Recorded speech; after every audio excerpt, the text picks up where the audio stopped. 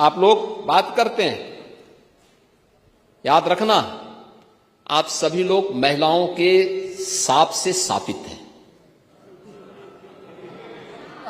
और मैं इसलिए कह रहा हूं कि कांग्रेस की दुर्गति आप देख रहे हैं। 40 साल हो गए हैं, 40 साल उत्तर प्रदेश कांग्रेस के देश से लगातार बंजर होता जा रहा है। मैं वही कह रहा हूं ना, इसलिए बंजर हो रहा है। और कमोबेश आपने अब कांग्रेस का अनुसरण करना शुरू कर दिया है, तो आपको भी उसी बंजर दिशा में जाना ही जाना है, यह तय है। कांग्रेस के पतन का कारण क्या था? एक मुस्लिम महिला के साथ वही अत्याचार पर मौलवियों के सामने घुटना टेक करके नाक रगड़ने की प्रवृत्ति। शाहबानो प्रकरण में आप लोगों ने एक मुस्लिम महिला के साथ जो अन्याय किया था, उस समय शाहबानो प्रकरण के बाद जो चीजें सामने आई थी, सुप्रीम कोर्ट ने किस प्रकार की टिप्पणियां की थी। अगर कांग्रेस ये पाप नहीं करता, मौलवियों के दबाव में नहीं आता, भारत के कानून का सम्मान करके शाहबानो को भी न्याय दिया होता, तो यह दुर्गति नहीं होती। महिला विरोधी आपका आचरण 3 तलाक के मुद्दे पर भी देखने को मिला था। 3 तलाक का कानून जब प्रधानमंत्री मोदी, आप लोग तो शाहबानो वाले मामले में एक महिला के साथ अन्याय किए, लेकिन 3 तलाक का कानून जब आ रहा था तब भी आप लोगों ने, इंडी गठबंधन ने, कांग्रेस ने, समाजवादी पार्टी ने तब भी इस 3 तलाकी कुप्रथा का समर्थन किया था। महिला अपराध में अगर आप देखेंगे, एनसीआरबी के ही आंकड़े अगर आप देखेंगे, हत्या के मामलों में 43% की गिरावट आई है। 16 की तुलना में अगर हम 25 में इसकी तुलना करें, 43% कमी आई है। दहेज मृत्यु में 19% की कमी आई है। बलात्कार और दुष्कर्म से जुड़े हुए मामलों में 67% कमी आई है।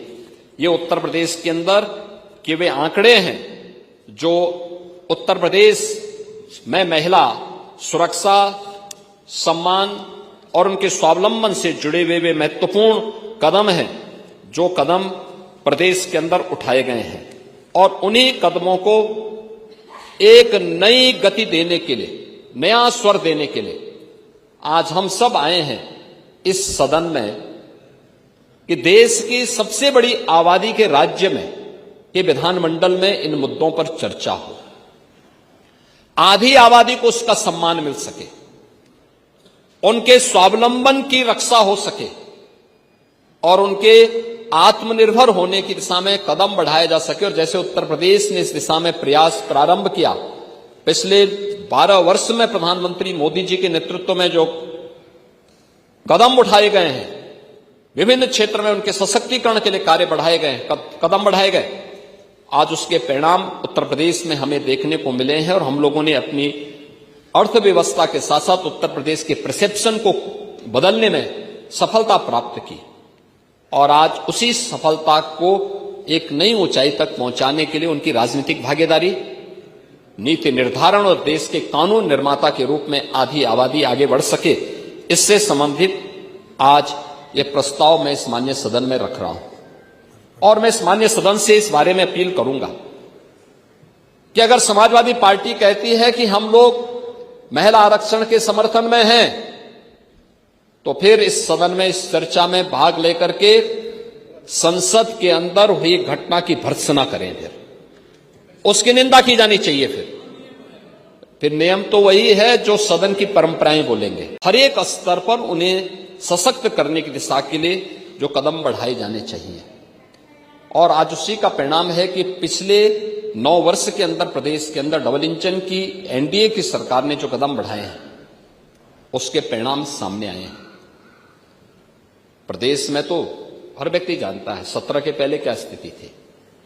और मैं तो पहले भी बोलता हूं, नारा ही चल गया था यूपी में। तो देख सपाई बिटिया घबराई।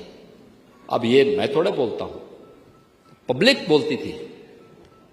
क्या ये सच नहीं था कि मध्य यूपी और पश्चिमी यूपी के अंदर कोई भी सजग अभिभावक अपनी बेटी को पढ़ने के लिए तो दूर छात्रावास में भेजता था या रिश्तेदारी के पास यूपी के पास बाहर भेजता था, यूपी के अंदर नहीं पढ़ा पाता था, नहीं हो पाता था।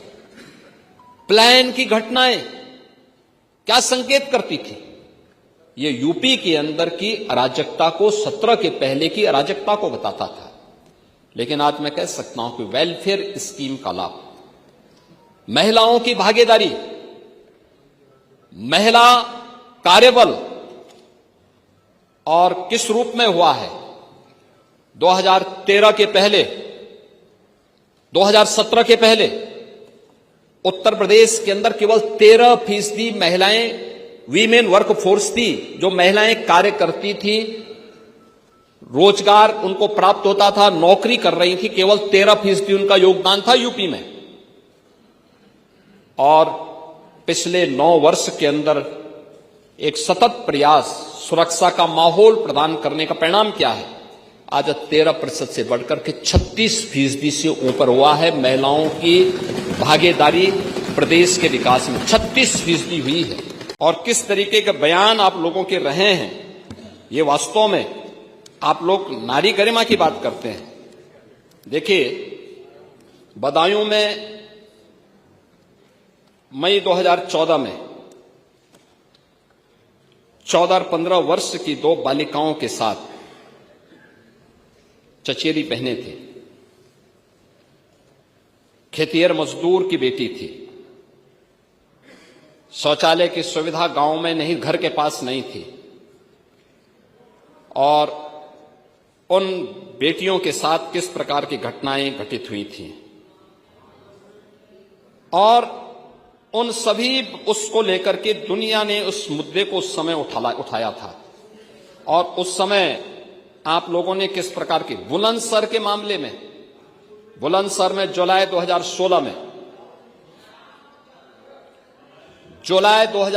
में बुलंदशहर के राजमार्ग पर जो सामूहिक बलात्कार की घटना घटित हुई थी, उस समय भी आपके नेताओं के बयान क्या आए थे? तत्कालीन आपके कैबिनेट मंत्री आजम खान ने क्या कहा था?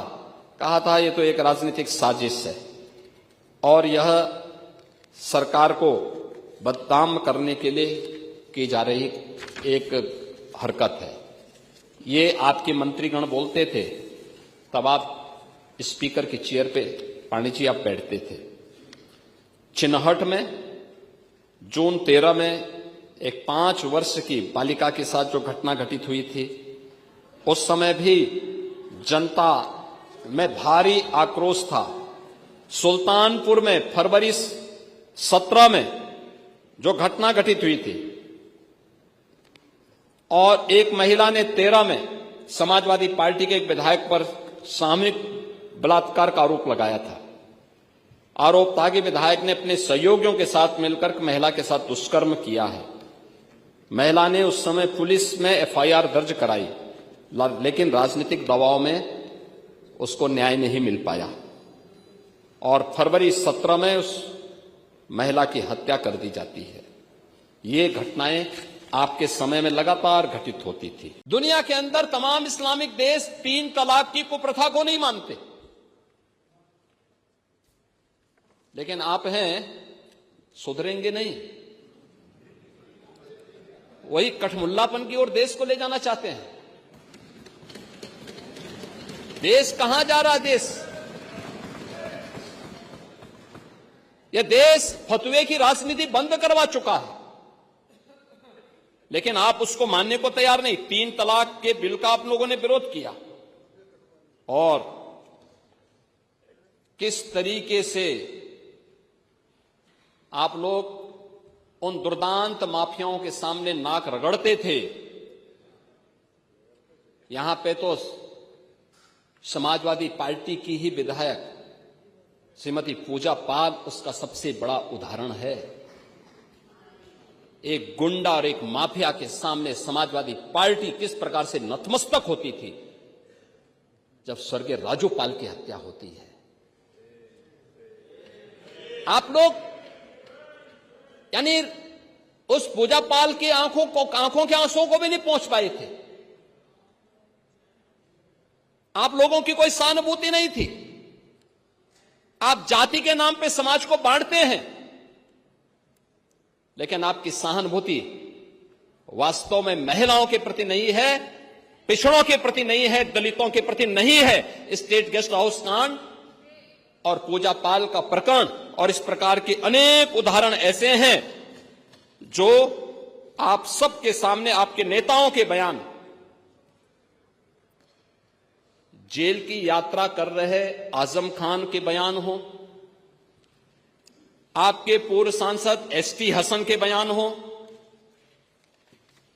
मुंबई में अबू आजमी के लगातार महिला विरोधी बयान हो, या फिर आप लोगों के वे सभी नेताओं के बयान, जिसके बारे में मैं तो कह सकता हूं कि काले कर्मों से जो राजमहल सजाते हैं वही इतिहास में कलंक बन जाते हैं। और यही कलंक बनने का काम आप लोगों ने 17 अप्रैल को लोकसभा के अंदर समाजवादी पार्टी ने, कांग्रेस ने, डीएमके ने, टीएमसी ने बनने का काम किया है।